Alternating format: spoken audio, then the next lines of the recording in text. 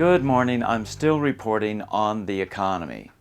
Well, we are just 2 days away from the 100th anniversary of the founding of the Federal Reserve System. And as Jerusalem is covered with a blanket of snow, their first white Christmas in 150 years, the Israeli Monetary Change Movement, the MCM, is making unprecedented headway towards monetary reform. The Israeli MCM has called their second annual meeting for this Wednesday, Christmas evening, in Tel Aviv. The title of the meeting, From 100 Years of Federal Reserve to 100 Years of Federal Reverse. The conference will include 400 participants, including leading economists and members of the Israeli parliament, the Knesset. Speakers will address the devastating rise in the cost of living in Israel and the resulting poverty. Also, the destructive effects of banks directly lending to the major political parties will be addressed. These loans are a direct attack on the democratic process and were first revealed here in Still Report number 84, How Loans Control Politics. In this report, the former head of the law firm which handled the business between the big banks and the Knesset revealed how it all works. Yair Olmert is the head of a major law firm in Israel that for many years served the banks. He goes on camera here for the first time. Most of the major political parties are financed by the banks in a certain way, what we call on-call loans, okay? These are short terms that become long terms because they are not called. They are there to make sure that the parties behave and do whatever the banks want. 60 days mostly, or 90 days sometimes. But anyway, the political leader doesn't know when the bank will decide to call on the loan, so he just has to do what he thinks the bank wants him to do, and sometimes they also call them to the banks and tell them what they want them to do.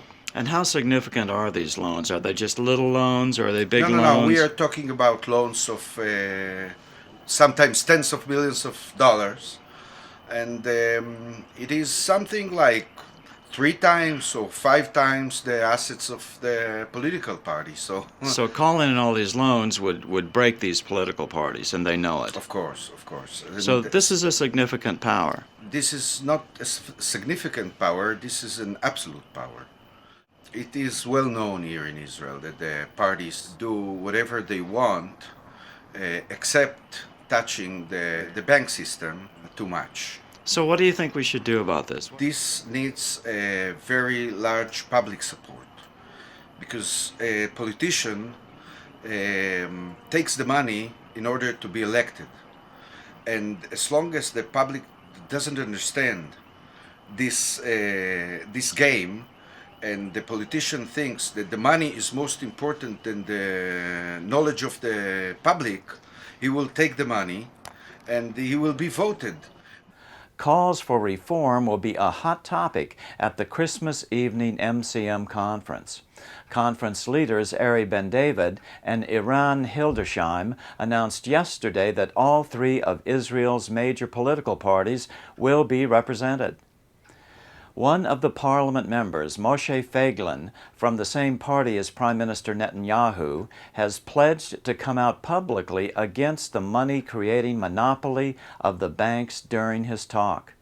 I've been honored to be included in the groundbreaking work of the MCM. In June, I was invited by them to Israel and was able to meet with both Mr. Feiglin and Professor Braverman, the chairman of the Economics Committee of the Knesset. On October 3rd, the leading financial daily in Israel, The Marker, ran my opinion piece on what monetary reform might look like in Israel. It was entitled, A Practical Fix. I reported on this in SR 104, The Marker Story.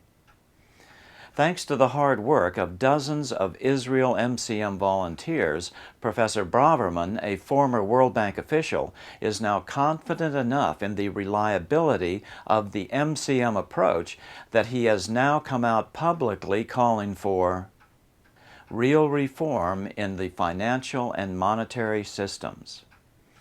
These are spectacular advances in monetary reform. The Israeli MCM has hit on the most effective way of explaining how the change can be made with relative ease. So what is this practical fix? You simply change the ratio between state money and bank money. The most important thing that people do not realize is that in most nations, the nation-state does not create the vast majority of the money supply. Only the coins are typically created by the state without debt. The vast majority of a national money is created by banks as an interest-bearing debt.